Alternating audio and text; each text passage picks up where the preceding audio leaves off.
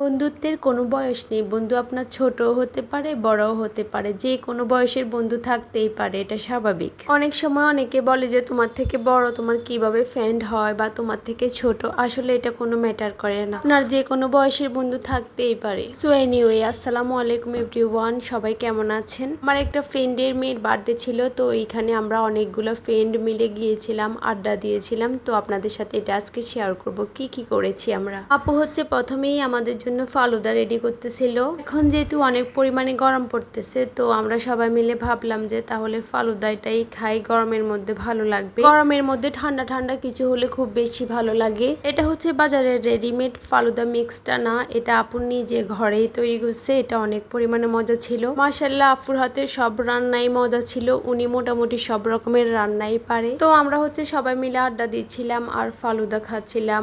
আমার একটা ফ্রেন্ড হচ্ছে একসাথে 2টা ফালুদা নিছে, তো আমরা ওইটা নিয়ে অনেক বেশি পরিমাণে মজা করতেছিলাম। আপু হচ্ছে আমাদের জন্য একটা ফুডিংও বানাইছিল, তো আমরা ফালুদাটা খাওয়ার পরে ফুডিংটা একটু টেস্ট করে দেখতেছিলাম কেমন হয়েছে। মাশাআল্লাহ, ফুডিংটাও অনেক পরিমাণে মজা ছিল। গরমের মধ্যে ঠান্ডা ঠান্ডা ফুডিং কার না ভালো লাগবে।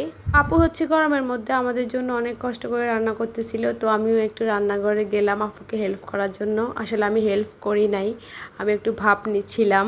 এখন দেখাচ্ছি আপু আমাদের জন্য কি কি রান্না করছিল। আপু হচ্ছে আমাদের জন্য চিকেন রোস্ট রান্না করছিল, তারপর পোলাও রান্না করছিল, গরুর মাংস রান্না করছিল, তারপর একটা কাবাব ছিল, এটা মেবি বুটের ডালের হবে। সবগুলো রান্নাই অনেক বেশি পরিমাণে মজা ছিল। আমরা সবাই আড্ডা দিতে দিতে অনেক রাত হয়ে গেছে, তো ভাবলাম আগে বেবিদেরকে খাওয়াই দিই। আমাদের মায়েদের কাজ হচ্ছে সবকিছুর আগে আমাদের বেবিদেরকে খাওয়ানো। তো আমরা সবাই হচ্ছে আমাদের বেবিদেরকে খাওয়ানোর জন্য নিচ্ছিলাম আর ওদেরকে খাওয়াই দেওয়ার চেষ্টা করতেছিলাম। যদিও এখনকার বেবিরা তেমন একটা খায় না বললেই চলে। সব থেকে কঠিন কাজের মধ্যে একটি হচ্ছে বাচ্চাদেরকে ভাত খাওয়ানো। সবকিছু একটু একটু খেলেও বাচ্চারা কেন জানি ভাতটা একদমই খেতে চায় না। আমার বাচ্চা যখন 1 বছর ছিল, আমি তখন থেকেই আমার বাচ্চাকে ভাত খাওয়ানোর চেষ্টা করতেছি, কিন্তু এখনো পর্যন্ত আমি ওর ভাত খাবার অভ্যাসটা করতে পারি নাই।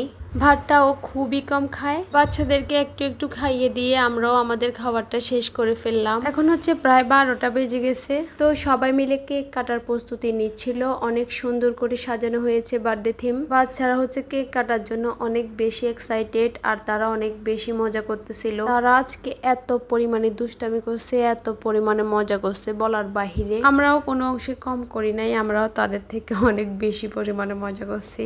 আসলে বান্ধবীদের সাথে সবাই একসাথে হয়ে আড্ডা দেওয়ার মজাই আলাদা। তো সবাই ভালো থাকবেন, সুস্থ থাকবেন, আর ভালো লাগলে আমার পেজটা ফলো করে দিবেন। আল্লাহ হাফেজ। ও কি করে দেখো আগে ভাগে